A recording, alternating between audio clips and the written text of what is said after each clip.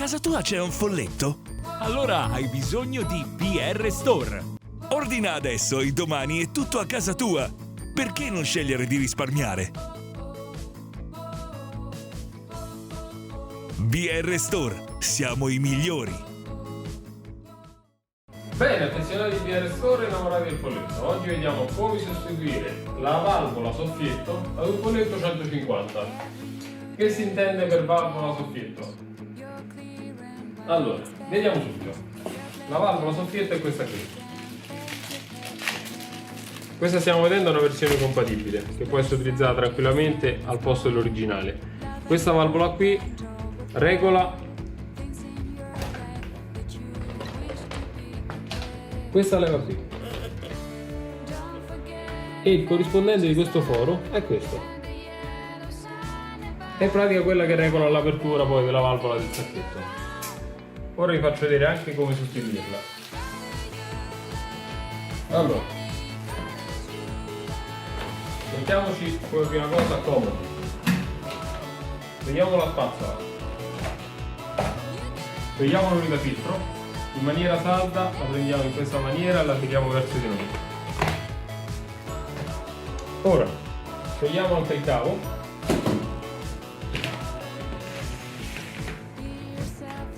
mettiamo la macchina a testa in sotto, dotiamoci con un giravite Torx T10.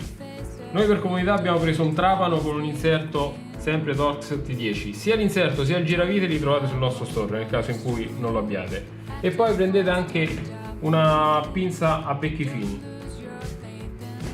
Proseguiamo a svitare tutte e 9 le viti poste sulla parte posteriore della macchina.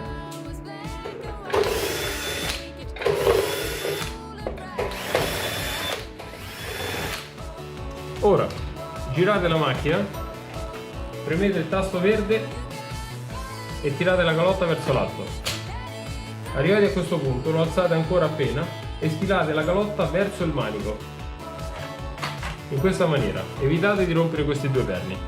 È un movimento obbligatorio da fare, altrimenti rompete i perni. Mettiamo da parte la calotta.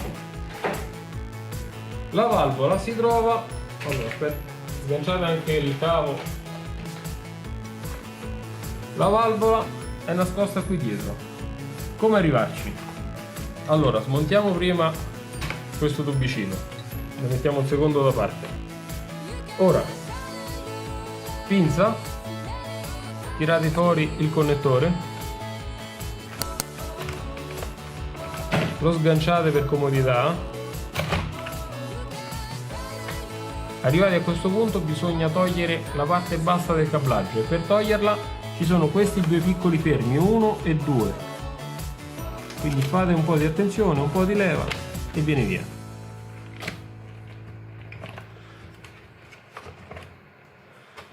Arrivati a questo punto c'è questo piccolo perno, sganciatelo dalla parte bianca. Questo nel frattempo non ci serve. Per sfilarla, siccome c'è la parte superiore che fa anche da fermo, sempre con una pinza la dovete stringere appena e tirarla dalla parte bassa. Ok, mettiamo da parte la valvola vecchia e proseguiamo a montare quella nuova.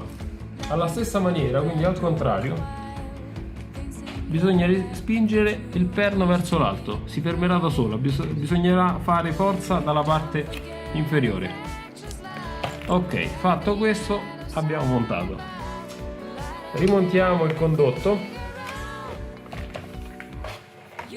Quando rimontate il condotto fate attenzione alla connessione interna che non si pieghi. Riagganciamo la valvola alla parte bianca. Nel nostro caso si è smontato tutto. Ok, ora rimontiamo la parte bassa del cablaggio. Questo perno deve inserirsi qui all'interno. Attenzione anche ai perni qui laterali. Rimontate il cablaggio Cablaggio all'apposita sede. L'unica attenzione che bisogna fare è rialloggiare anche i cavi negli appositi fermi in maniera tale che non si muovono. Ok, questo è il corretto passaggio, quindi fate attenzione quando lo rimontate. Non dimenticate anche il tubicino. Questo qui è il perno su cui rialloggiare il tubicino e va fermato con questo fermo. Ok, controllate che il tubicino non vada qui sopra, quindi deve essere qui di lato. Controllate anche che non venga sfilato dal segnalatore. Fatto questo, questi sono tutti i controlli da fare. Rimontiamo. I due perni vanno reinseriti negli appositi alloggiamenti, quindi inserite la calotta. Quando il pulsante è libero proseguite a rimontare il tutto, quindi fate attenzione ai due perni qui e rimontate. Ok, ci siamo.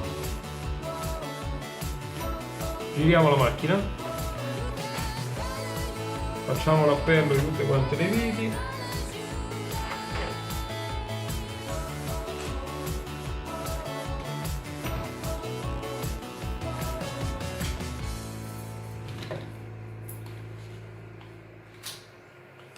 Adesso andiamo a riavvisare tutte le viti. Se utilizzate un trapano, attenzione, dovete utilizzare soltanto la funzione avvitatore, non trapano. E quando utilizzate una funzione avvitatore utilizzate una posizione bassa, altrimenti rompete tutto.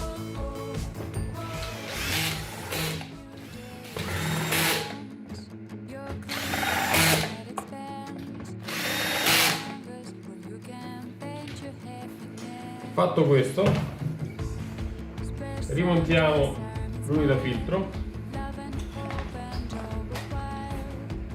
Per rimontarla bisogna semplicemente riuscire a piegare questi gommini, quindi facendo semplicemente un po' di forza si riaggancia da solo. Chiudiamo, rimontiamo la spazzola e abbiamo sostituito la valvola soffietta ad un colletto 150.